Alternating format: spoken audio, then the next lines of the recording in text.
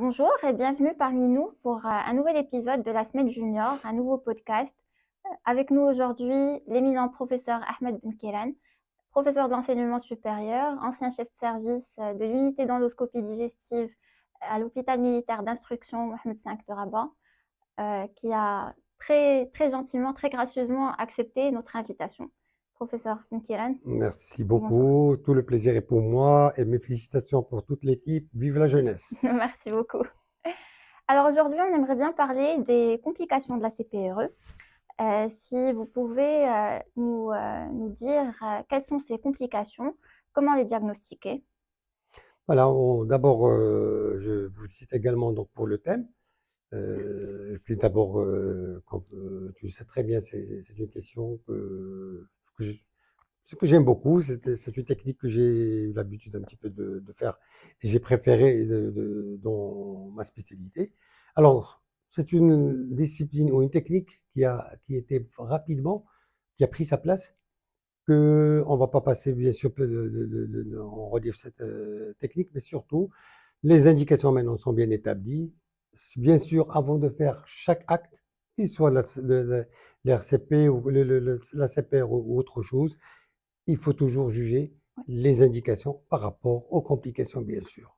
Et donc, autant il faut connaître ces indications, autant il faut connaître les complications. Voilà. Ça, c'est la première question. Est-ce qu'on va passer en relief, donc en revue, pardon, ces complications qui sont connues, standardisées. J'ai vu sur votre papier que vous avez mis l'infection en quatrième ou en dernière position. Moi, je vais vous dire que pour moi, il y a les quatre, bien sûr, complications. La première, comme tout le monde le sait et tout le monde craint, cette pancréatite. Et on va voir et on va discuter, si vous voulez, que il faut relativiser cette complication qui ne fait plus peur. Moi, depuis, c'est vrai, mes premières années dans le cathétérisme biliaire, on voyait beaucoup de pancréatite, mais maintenant, sincèrement, on voit de plus en plus rares, et même les cas qui surviennent, c'est des cas qui sont de plus en plus bénignes. Voilà, donc Mhm. peut-être on va passer, c'est par rapport aux moyens de prévention, mais il faut dire que de nos jours, la pancréatite ne doit pas faire, ne te fait plus peur dans l'indication de la CPRE. Alors je disais point de vue fréquence, donc moi je mets en deuxième position l'infection. L'infection,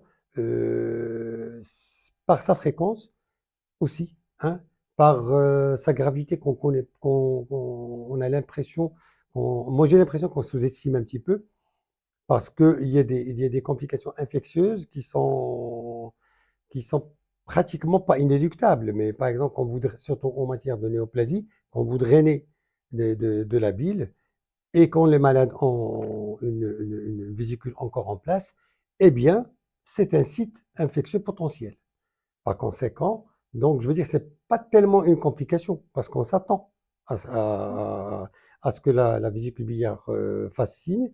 Et donc là encore, il faut relativiser donc la complication.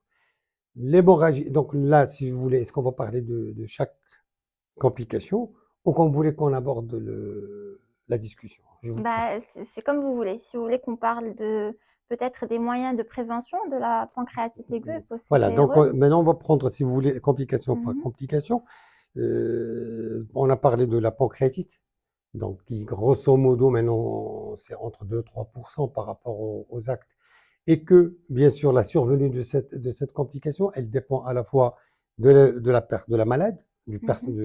du patient, c'est-à-dire la taille de sa voie biliaire, et il y a aussi le sexe féminin, il y a aussi l'âge, donc jeune, donc il y a aussi l'anatomie papillaire. Donc tout ça, ça prédispose donc du côté malade à la pancréatite. Il y a aussi le côté, bien sûr, technique elle-même, quels que soient les facteurs favorisants, si vous voulez, mais les techniques ou le cathétérisme difficile, par exemple le cathétérisme répété du canal de Wirsung, font que c'est des facteurs de risque reconnus pour la pancréatite. Il y a aussi ce qui découle un petit peu de tout ça, c'est l'expérience, bien sûr, de l'opérateur. Et c'est pour ça, d'ailleurs, ce que je vous disais tout à l'heure, peut-être que maintenant je vois de moins en moins, peut-être, c'est pas sûr, que je suis peut-être plus performant par rapport à avant. D'accord? Mhm. Voilà, donc maintenant, ce qui est le facteur favorisant, on va retenir des facteurs qui dépendent du malade lui-même, des facteurs techniques liés au cathétérisme et des facteurs liés à l'opérateur. Pour ce qui est de la prévention, maintenant, il y a plusieurs techniques il y a d'abord les anti-inflammatoires qu'on donne, l'indométacine, Mhm. qu'on suppose qu'on donne juste avant de faire descendre le malade au bloc. Il y a maintenant le stent pancréatique, et là Mhm. je tiens à insister sur ce moyen parce que c'est pratiquement, moi, c'est ce que j'utilise à côté de l'indométacine, enfin de l'anti-inflammatoire, et je vous assure que ça donne des résultats excellents. Et c'est exceptionnel, la Mhm. pancréatite. Quand ça survient, c'est vraiment bénin. C'est ce que je dis toujours à à l'anesthésiste quand on pose, parce que généralement, c'est quand il y a des facteurs de risque qui sont élevés Qui sont... qu'on pose ces prothèses. Mhm. Et ce que je disais toujours à l'anesthésiste, quand je pose une prothèse pancréatique, je lui dis maintenant, on peut dormir tranquille, on ne Tranquille. sera pas réveillé. Voilà. Mais je vous dis que sincèrement, c'est un très bon moyen. Il y a un moyen de prévention c'est l'hyperhydratation par le ringer. Mhm. Et je l'ai utilisé personnellement, mais ça nécessite quand même une certaine habitude des services. Généralement, les malades sont hospitalisés dans des services de chirurgie ou de médecine. Donc, il faut, parce que ça nécessite une Oui. réhydratation pré-examen, une réhydratation per Super. examen et une réhydratation post. Donc, c'est un petit peu difficile à gérer. Et d'ailleurs, de ce principe, moi, ce que je pense, et ça c'est personnel, un sentiment, c'est l'hydratation après la sphinctérotomie. Une hydratation simple, c'est de demander au réanimateur d'assurer au moins 3 4 litres de réhydratation après une sphinctérotomie. J'ai trouvé que c'était un moyen qui donnait des résultats. Voilà, donc je crois que c'est ce qu'on pouvait dire sur la pancréatite. Deuxième complication, comme je vous ai dit, moi je mets la- l'infection. Infection. On a parlé tout à l'heure. Mhm. La question qui se pose pour l'infection, parce qu'il y a deux types d'infections, il y a Mhm. soit l'infection de la voie biliaire, donc c'est l'angiocolite, Je- et là, il y a plusieurs questions qui se posent sur cette surinfection, parce que est-ce que c'est iatrogène, est-ce que je veux dire, c'est primitif, Primitif. et c'est là où se pose la question sur l'antibioprophylaxie. Les recommandations, pour le moment, il n'y a pas de recommandation nette à mettre une antibiothérapie systématique durant l'acte et puis en post-opératoire. Par contre, pour les réanimateurs, ils préfèrent toujours une antibiothérapie toujours à l'induction. Quand D'accord. on Mhm. aborde le côté biliaire, qui dit qu'il n'y ait pas d'angiocolite. Maintenant, ce que je fais personnellement, et c'est une habitude que j'ai prise, et pour le moment, je ne change pas, ça marche pour moi, et ben, c'est une antibiothérapie de 5 jours, opératoire et post-opératoire. Post-opératoire. Voilà. Donc, comme je vous ai dit tout à l'heure, maintenant, pour la surinfection de la vésicule biliaire, qui, c'est d'ailleurs, on a une étude, peut-être qu'on va entamer avec notre ami Dr. Hachimlel, donc le futur éminent résident sur lequel on compte. Il y a une étude qu'on va mener sur l'impact de faire un drainage systématique de Oui. la vésicule biliaire quand on draine la voie biliaire dans un contexte palliatif, surtout quand le cystique il est touché. Mhm. Et on va comparer les gens qui ne sont pas drainés par rapport aux gens qui sont drainés, soit par un drainage externe ou par un drainage interne, et un troisième groupe qui est celui de la cholécystectomie systématique. Mhm. Voilà, donc c'est ce qu'il y a pour l'infection. Pour la perforation, comme troisième complication, vous savez très bien, il y a deux types de perforation, hein. Il y a la perforation duodénale, quand on Mhm. descend et quand on veut faire tourner l'endoscope, on risque de faire une perforation, ou quand on fait une sphinctérotomie large. Sincèrement, ce que je conseille en prévention, c'est qu'il faut faire attention surtout chez les gens qui ont des antécédents sur d'ulcères duodénal ou d'un duodénum Bien sûr. cicatriciel. Là, il faut faire attention. Personnellement, je n'ai pas vécu beaucoup de perforations, donc je n'ai pas d'expérience, je veux dire, en ce qui concerne la gestion des perforations. Il y a des perforations qui sont un petit peu, entre guillemets, iatrogènes, mais sur lesquelles il faut faire attention. C'est des fois avec le ballonnet. Quand on Mhm. fait l'extraction des calculs, hein, il faut garder le guide à l'intérieur de la voie biliaire pour que des fois, parce que le ballonnet, il a une pointe qui est vraiment très fine Mhm. et qui risque de, quand vous sortez le ballon, de vous plaquer sur du dénome et le perforer. Donc ça, c'est en ce qui concerne la perforation. Qu'est-ce qu'il nous reste? Et du coup, professeur, si vous me permettez une question, qu'en est-il des perforations liées au fil guide? Comment vous les gérez par la suite? Est-ce que Des vous perforations dues liées au au fil fil guide, guide? c'est-à-dire C'est-à-dire quand on envoie le fil guide et qu'à la place de qu'on soit à l'intérieur de la voie biliaire, qu'il traverse justement la paroi duodénale. à qui travers. Non, pas, Ouais, il y avait extraordinaire. Ça, c'est moi qui va te remercier pour cette question parce c'est à que vous. à un moment donné, d'ailleurs, j'ai pas fait attention à cette perforation du fil guide parce que nous, à l'hôpital militaire, on avait une drôle d'histoire avec la perforation au fil guide. C'est que, effectivement, nous, on cathétérisait par le guide, puis on Ouais. fait suivre le cathéter sur le guide. Et des fois, c'est sur la direction du guide qu'on sache si on est dans la voie biliaire Voie ou biliaire. ailleurs. Et le guide prend la direction de la voie biliaire, donc on fait suivre le guide. Et on se trouve des fois à l'extérieur carrément. C'est Exactement. c'est une dissection de la voie biliaire par le guide. Mhm. C'est-à-dire qu'il épouse la voie biliaire, mais il n'est pas dans la À lumière, l'intérieur. il est dans la paroi. Mhm. Et on a eu, avec le docteur Sedek, je me rappelle très bien, il peut être témoin, on a eu 2 ou 3 malades. Et on n'osait jamais le dire à quiconque, parce qu'on croyait que c'était propre à nous. On n'osait pas le dire.